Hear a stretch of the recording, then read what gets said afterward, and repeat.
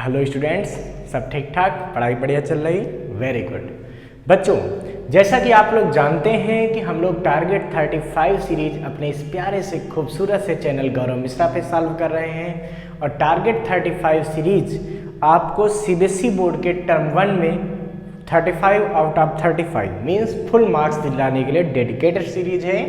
बच्चों, हम लोगों ने इस सीरीज के अंतर्गत electric charges and Coulomb's law and कह सकते हैं इलेक्ट्रिक फील्ड यहाँ तक हम लोगों ने क्वेश्चन लगा लिए हैं। आज इलेक्ट्रिक फील्ड से ही रिलेटेड गॉस थ्योरम पे हम लोग कुछ क्वेश्चन सॉल्व करेंगे। तो टारगेट सीरीज का क्वेश्चन नंबर 22 तक आप लोग पीछे की 2 वीडियो में सॉल्व कर चुके हैं।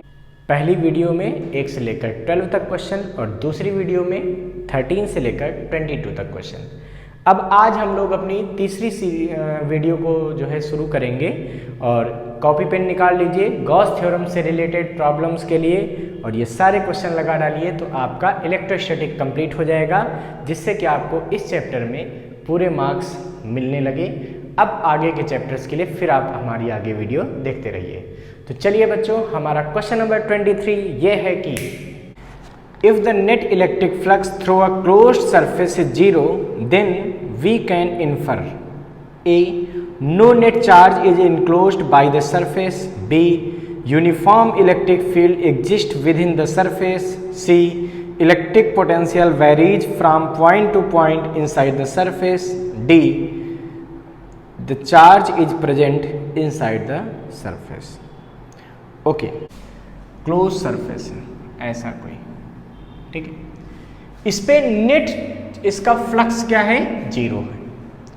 बच्चों, गॉस थ्योरम क्या बताती है? गॉस थ्योरम हमसे ये कहती है in any close surface the value of net flux passing through the surface is equal to the net charge upon epsilon 0। Net flux passing through any close surface is equal to the 1 upon epsilon 0 times of the total charge present in it, ठीक है। यह फाइनेट होता है। अगर फाइनेट 0 हो गया इसका मतलब क्यू नेट क्या हो जाएगा? सोचो, क्यू नेट अपॉन एप्सिलॉन 0 बराबर फाइनेट होता है, बट फाइनेट तो 0 हो चुका है, तो Q net is equal to यहाँ से क्या आएगा? देखो, Q net upon epsilon 0 is equal to 0, so Q net is equal to 0। इसका मतलब इससे पता चलता है कि इस सरफेस में नेट चार्ज 0 है। सबसे जो ट्रू इंफॉर्मेशन है वो यही है कि अगर किसी क्लोज सरफेस से नेट फ्लक्स 0 हो गया, इसका मतलब उसमें नेट चार्ज क्या है? 0 है। अब ऐसी भी सिचुएशन हो सकती है कि क्यू चार्ज बाहर रखा हो तो भी इसमें फ्लक्स 0 रहेगा। क्यों?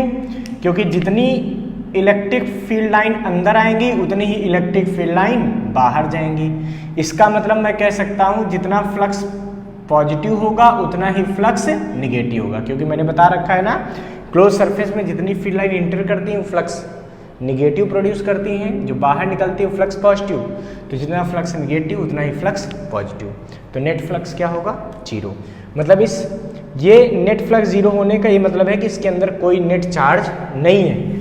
आप ये भी सोच सकते हो कि जैसे कोई एक ये सरफेस है, क्लोज सरफेस, ठीक है, इसमें ऐसी भी तो सिचुएशन हो सकती है कि ये मान लो Q हो और ये माइनस Q हो, ये माइनस का 2Q हो और ये प्लस का 2Q हो, ये माइनस का जो है Q हो और माइनस का 3Q हो और प्लस का 4Q हो।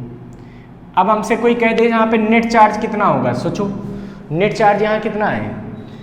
दिस प्लस दिस, तो नेट फ्लक्स यहाँ पे आ जाएगा फाइनेट बराबर Q minus Q plus 4Q minus 3Q minus Q minus 2Q और प्लस 2Q अपॉन एप्सिलॉन 0। तो फाइनेट कितना हो जाएगा? देखो, प्लस का Q प्लस 4Q यानी कि 5Q प्लस 2Q कितना हो गया? देखो 7Q हो गया। माइनस वाला देखो, माइनस Q माइनस 3Q कितना हो गया? माइनस का 4Q माइनस Q यानी कि 5Q, ये माइनस 2Q माइनस का 7Q अपॉन एप्सिलॉन 0। तो फाइनेट अभी भी कितना आ जाएगा? 0। मतलब अभी भी देखो नेट इसके अंदर चार्ज कितना है? 0। तो नेट फ्लक्स कितना है? 0। तो ऐसी भी सिचुएशन पॉसिबल है, ऐसी भी पॉसिबल है, या ये भी पॉसिबल हो सकती है कि यहाँ कोई चार्ज ना हो, ना यहाँ चार्ज हो ना आसपास चार्ज हो, तब भी इसमें नेट फ्लक्स क्या रहेगा, जीरो रहेगा। मतलब अगर सरफेस के अंदर नेट चार्ज जीरो है तभी नेट फ्लक्स जीरो होगा, ठीक है। तो according to Gauss theorem, if net flux is zero from the close surface then net charge is also zero. Note कर लीजिए इसको फटाफट बच्चों।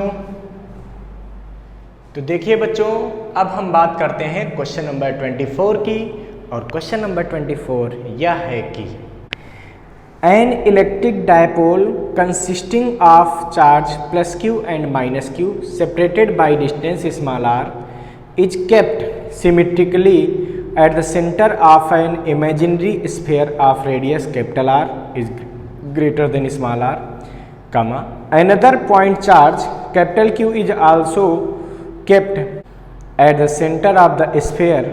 The net electric flux coming out of the sphere will be A minus 2Q plus capital Q upon 4 pi epsilon 0, B capital Q upon epsilon 0, C 2 small q plus capital Q upon epsilon 0, D minus capital Q upon epsilon 0।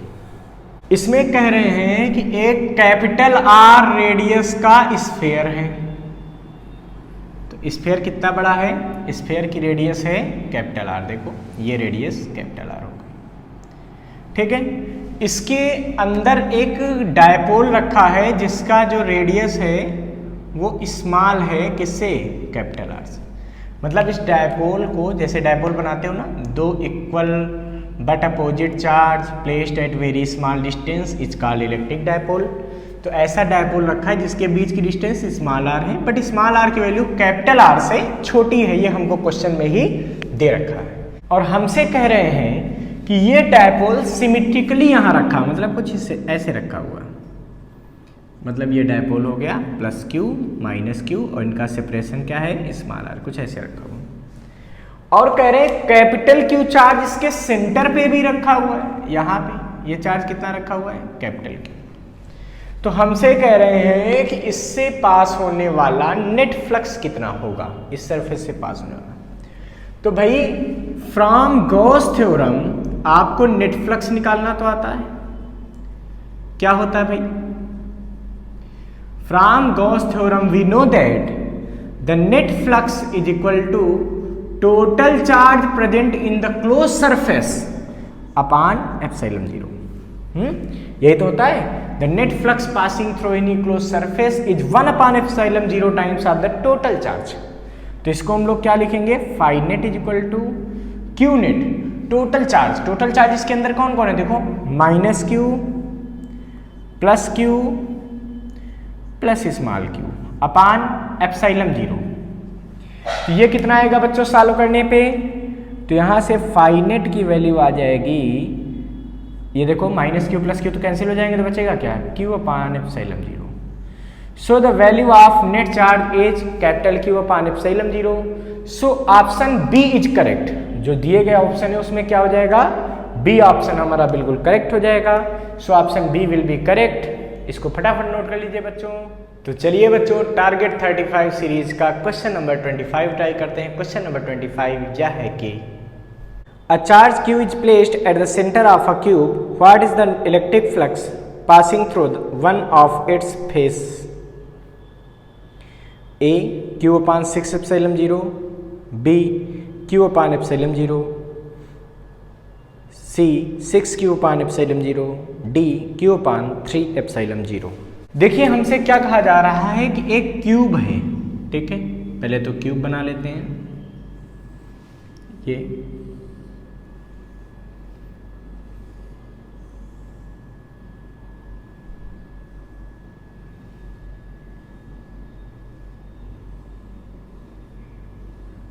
ये cube है, ठीक है, और इस cube के अंदर Q charge रखा हुआ है सेंटर पे, ये सेंटर है उसका, यहाँ पे कितना चार्ज रखा हुआ है, क्यू। हमसे कहा जा रहा है कि इस क्यूब के एक सरफेस से पास होने वाला फ्लक्स निकालना है। देखिए बच्चों, सबसे पहले तो आप बात कीजिए यहाँ पे, अगर ये क्यू चार्ज रखा हुआ है क्यूब में, तो नेट फ्लक्स कितना पास होगा इससे। तो अगर हम यहाँ पे गॉस थ्योरम का यूज करें, फ्रॉम गॉस थ्योरम, कैसे हो रही बात, फ्रॉम गॉस थ्योरम क्या बात होती है बच्चों कि नेट फ्लक्स जो पास होता है वो कितना होता है, Q/ε0। Total flux passing through any close surface is 1/ε0 times of the total charge present in it. तो इसमें टोटल चार्ज कितना है, Q है, तो Q/ε0। ये तो टोटल फ्लक्स आ गया, Q टोटल आ गया। हमसे कहा जा रहा कि एक फेस से कितना फ्लक्स पास होगा। देखिए जो क्यूब है उसके सेंटर पे चार्ज, क्यूब के 6 सरफेस होते हैं, एक इधर, एक इधर, एक ऊपर, एक नीचे, एक इधर, एक इधर। टोटल कितने सरफेस होते हैं, 6। तो क्यूब के 6 सरफेस हैं और 6 सिमेट्रिकली सेंटर से प्रेजेंट होते हैं। इसका मतलब सबसे इक्वल फ्लक्स जाएगा। तो 6 सरफेस से इतना फ्लक्स पास होता है, तो एक से कितना पास होगा, तो इसको 6 से डिवाइड कर दो, सीधी सी बात है। लिख देंगे कि so net flux passes from face, कितना हो जाएगा 5 फ्रॉम 1 फेस। तो कितना हो जाएगा, जो टोटल फ्लक्स है वो 6 सरफेस से पास हो रहा है। देखो 1 2 3 4 5 6, 6 से पास हो रहा। तो एक से कितना पास होगा, तो जो टोटल है उसको 6 से भाग कर दो, एक का निकाल आएगा। तो 5 फेस बराबर कितना आ जाएगा, यह आएगा Q/6ε0। ये कितना आएगा, यह आएगा Q/6ε0। This is the net flux passing through the cube from 1 face. So बच्चों इसको फटाफट नोट कर लीजिए। ये आपका ये क्वेश्चन सॉल्व हो गया 25, कुछ नोट हो गया।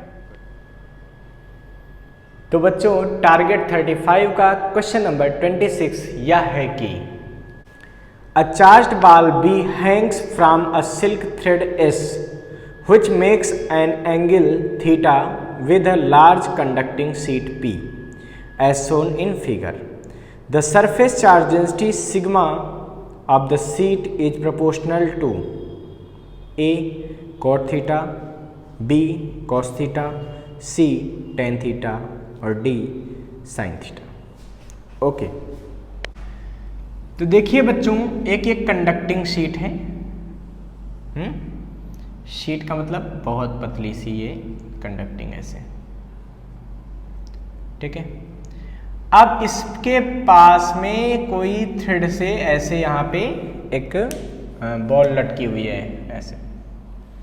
शीट का मतलब ये बहुत थिन, वेरी थिन, मतलब चार्ज की केवल एक लेयर कंसिडर की जा सकती है। अगर प्लेट होती तो एक इधर लेयर कंसिडर करते, एक इधर करते हैं, लेकिन शीट है तो एक ही लेयर चार्ज की, ठीक है।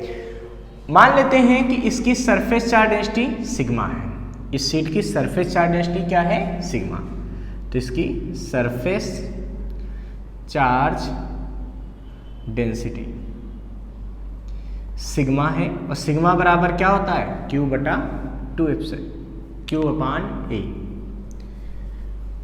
तो सिग्मा बराबर क्या होता है, Q/A, चार्ज अपान एरिया, ठीक है। अब बच्चों आपको पता है कि इस शीट के पास में इलेक्ट्रिक फील्ड कैसी होती है, हमेशा आउटवर्ड, पॉजिटिव से आउटवर्ड, और निगेटिव होता तो इनवर्ड। मतलब यहाँ पे जो इलेक्ट्रिक फील्ड होगी वो किधर होगी, इधर होगी। तो ये अगर चार्ज +Q दे रखा है हमको, कितना चार्ज दिया गया, Q, तो इस Q चार्ज का अगर m मास है तो बच्चों इसका वेट कहाँ लगेगा, mg, नीचे लगेगा। वेट तो हमेशा नीचे लगता है। इस शीट की वजह से यहाँ इलेक्ट्रिक फील्ड है E, तो इस पे लगने वाला फोर्स कितना हो जाएगा, QV। इस पे बाहर की तरफ लगने वाला फोर्स कितना होगा, QV हो जाएगा। यहाँ पे देखिए टेंशन कितना लग रहा है, ये टेंशन लग रहा है T, ठीक है। अब सबसे बड़ी बात है बच्चों यहाँ पे कि ये एंगल क्या है, थीटा है।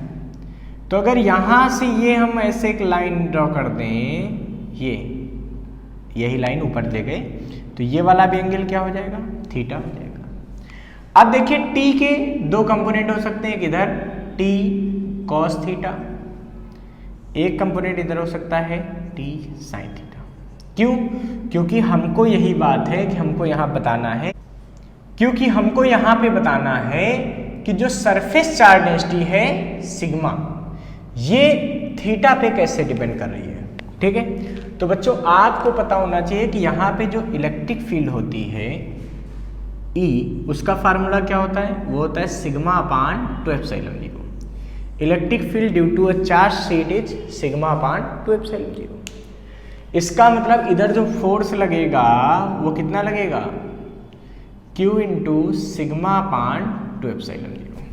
अब देखिए बच्चों, हमको सिग्मा और थीटा में रिलेशन चाहिए, एक T cos थीटा ऊपर और mg नीचे। जब ये यहाँ रुकी हुई बॉल है मतलब ये बैलेंस्ड है, इक्विलिब्रियम में है, तो जब इक्विलिब्रियम में है तो अपवर्ड फोर्स बराबर डाउनवर्ड फोर्स, लेफ्ट फोर्स बराबर राइट फोर्स बराबर लेफ्ट, राइट का फोर्स बराबर लेफ्ट का फोर्स। इसका मतलब T cos थीटा इस सिचुएशन में किसके बराबर हो जाएगा, T cos थीटा बराबर हो जाएगा mg के, और T sin थीटा ये फोर्स इससे बैलेंस होगा तभी तो यहाँ रेस्ट में रहेगी। रेस्ट में रहने का मतलब क्या है, उस पर लगने वाला नेट फोर्स 0, मतलब सारे अपोजिट फोर्स एक दूसरे कैंसिल करेंगे, तो T sin थीटा बराबर किसके होगा, QV, या हम लिख सकते हैं Q sigma upon 2 epsilon not.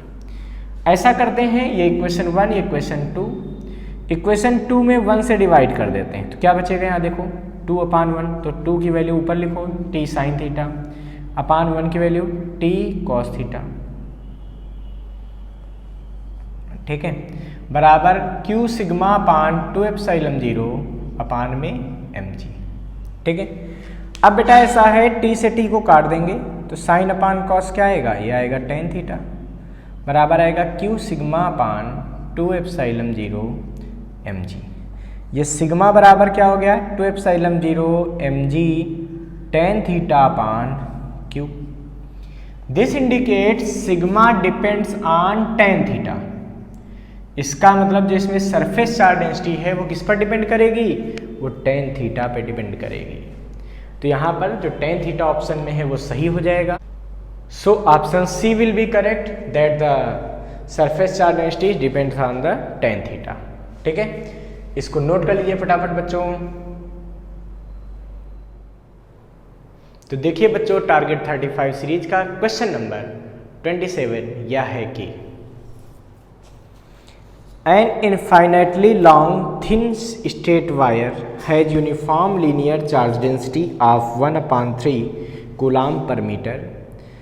Then the magnitude of electric intensity at a point 18 centimeter away is given. Epsilon 0 is equal to 8.8 into 10 to the power minus 12 coulomb square Newton per meter square. A 0.33 into 10 to the power 11 newton per coulomb, B 3 into 10 की power 11 newton per coulomb, C 0.66 into 10 की power 11 newton per coulomb, D 1.32 into 10 to the power 11 newton per coulomb.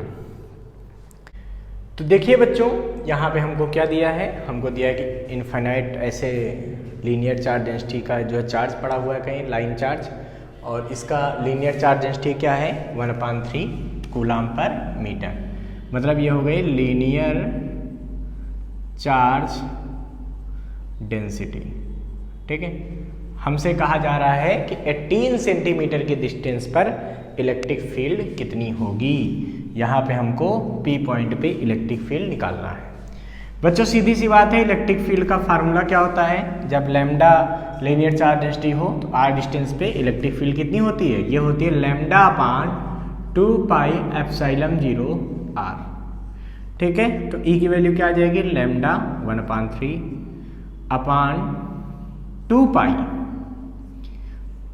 पाई की value 3.14, epsilon 0 8.8 into 10 to the power minus 12 r कितना दिया देखिए 18 centimetre मतलब 0.18 metre, तो metre में convert कर दो 0.18। पॉइंट हटाएंगे तो यहाँ पे 2 जीरो बढ़ेंगे 100 हो जाएगा। ठीक है, यानी कि अब इसको जब हम सॉल्व करेंगे तो E की वैल्यू क्या आएगी, यहाँ से E की वैल्यू आ जाएगी 0.33 into 10 to the power 11 newton per coulomb. जब इसको सॉल्व करोगे तो क्या मिलेगा 0.33 इंटू 10⁻11 न्यूटन पर कूलाम। इसका मतलब जो दिए गए ऑप्शन हैं उनमें से ए ऑप्शन बिल्कुल करेक्ट होगा। So option A will be correct. इसको फटाफट नोट कर लीजिए। देखिए बच्चों, टारगेट 35 का क्वेश्चन नंबर 28 क्या है कि shown below a distribution of charges, the flux of the electric field due to the charges through the surface S is A 3q upon epsilon 0, B 2q upon epsilon 0, C q upon epsilon 0 and D 0। Okay, तो बच्चों देखिए ये एक surface S दिया है और 3 charge इस तरह से प्रेजेंट है, मतलब 2 charge S surface close surface के अंदर प्रेजेंट है और एक बाहर प्रेजेंट है। हमसे इस सरफेस में नेट फ्लक्स पूछा जा रहा है। तो भाई आपको पता है किसी भी क्लोज सरफेस से नेट फ्लक्स कितना पास होता है। तो अगर मैं यहाँ पे फ्रॉम गॉस थ्योरम बात कर लेता हूं तो हमें क्या मिलेगा बच्चों? From Gauss theorem net flux is equal to 1/ε0 times of total charge. Total charge यहाँ कितना है? Q plus Q। देखो यहाँ पे वही चार्ज लेंगे जो इसके अंदर प्रेजेंट है बच्चों, बाहर के चार्ज का यहाँ नेट फ्लक्स 0 हो जाता है। ये गॉस थ्योरम बताती है, बिल्कुल सही बात है। तो यहाँ पे जो नेट फ्लक्स होगा वो क्या होगा? इसके अंदर प्रेजेंट चार्ज का, टोटल चार्ज का अपॉन ε0। इसका मतलब जब फाइनेट यहाँ पे सॉल्व करोगे तो क्या मिलेगा? 1/ε0 into 2Q। So the net flux will be 2q upon epsilon 0. Thus the net flux will be 2q upon epsilon 0. So option B will be correct. इसको फटाफट नोट कर लीजिए बच्चों। तो बच्चों देखिए टारगेट 35 सीरीज का क्वेश्चन नंबर 29 यह है कि a hollow cylinder has a charge q coulomb within it. If phi is the electric flux in units of voltmeter associated with the curved surface B, the flux linkage with the plane surface A in unit of voltmeter will be A 1/2 q upon epsilon 0 minus phi, B q upon 2 epsilon 0, C q phi upon 3, D q upon epsilon 0 minus phi। Okay, तो बच्चों देखिए question ये कह रहा है कि एक ये सिलेंडर है, इसमें ये प्लस क्यू चार्ज यहाँ पर प्रेजेंट है, ठीक है। इसके कर्ड सरफेस से, जो कर्ड सरफेस है ये यानी कि बी वाला सरफेस, ऐसा इससे पास होने वाला फ्लक्स फाई है। इससे कितना फ्लक्स पास हो रहा है? Total phi. ये कहाँ से हो रहा? कर्ड सरफेस से।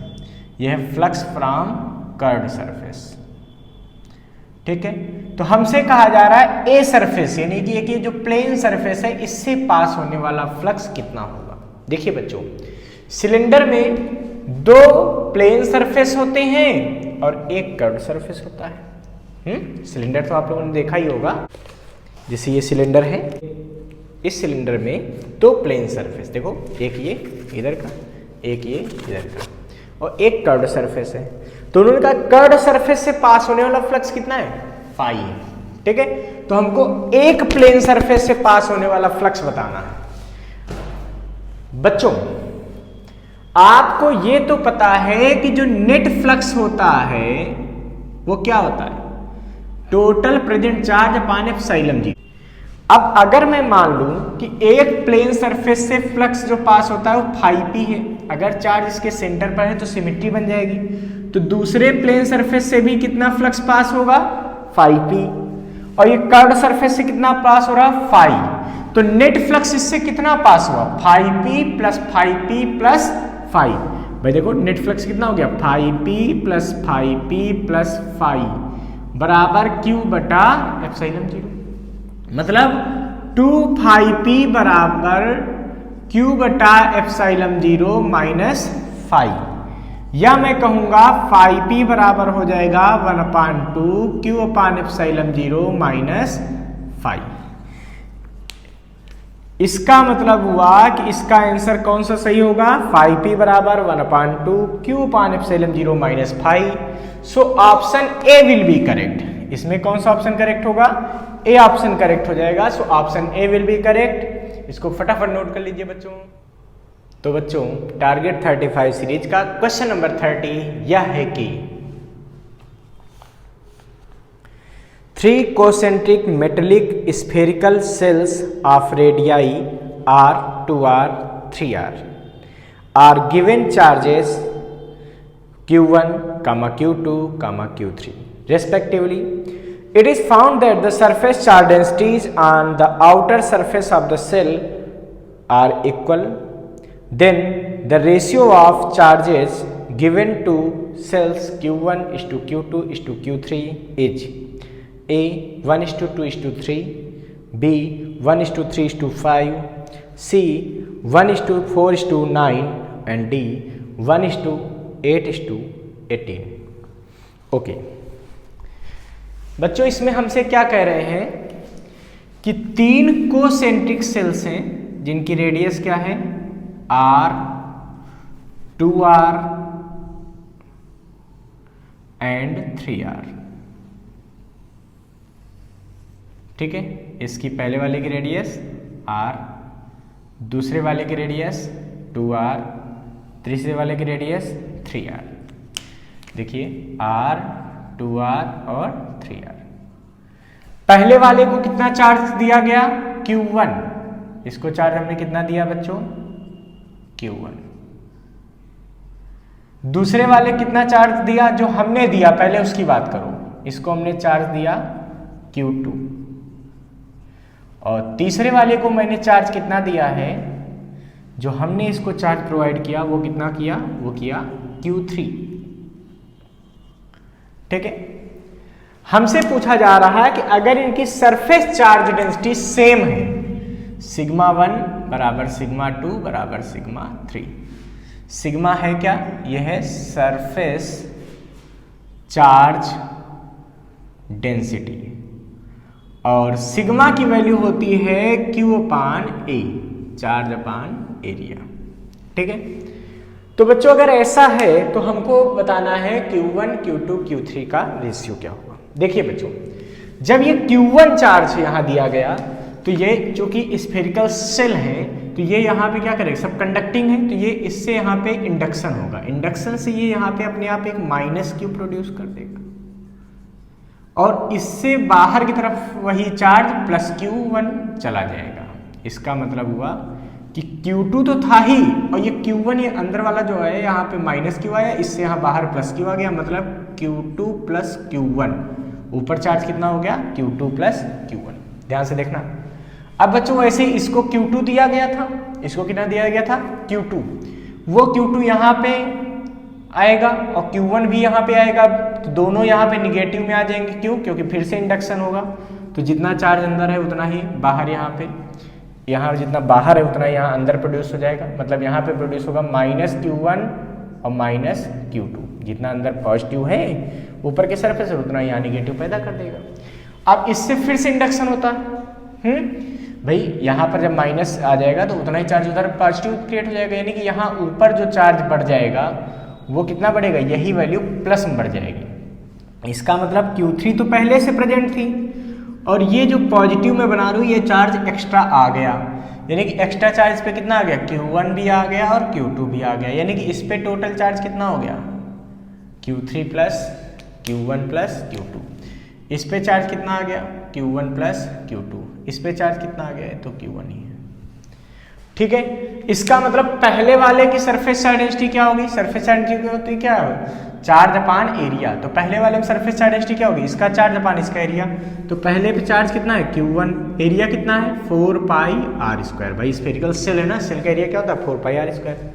अब दूसरे वाले पे कितना सरफेस चार्ज डेंसिटी होगी, देखो अकॉर्डिंग टू क्वेश्चन तीनों की सरफेस चार्ज डेंसिटी क्या है, इक्वल है। ठीक है, इसका मतलब σ2 कितना आएगा, देखो तो इसका दूसरे वाले का चार्ज अपान दूसरे वाले का एरिया। दूसरे वाले का चार्ज कितना हो गया टोटल, देखो Q1 + Q2 अपान दूसरे वाले का एरिया। इसका टोटल एरिया देखो, इसका टोटल एरिया कितना होगा 4πr²। तो इसकी रेडियस कितनी है बच्चों 2r, तो 4π2r² बराबर तीसरे वाले पे देखो, तीसरे वाले पे टोटल चार्ज कितना हो गया Q1 + Q2 + Q3 अपान टोटल एरिया, बड़े वाले का टोटल एरिया कितना होगा, इसकी रेडियस कितनी है देखो 3r, तो अपान में आएगा 4 पाई इंटू 3r का स्क्वायर।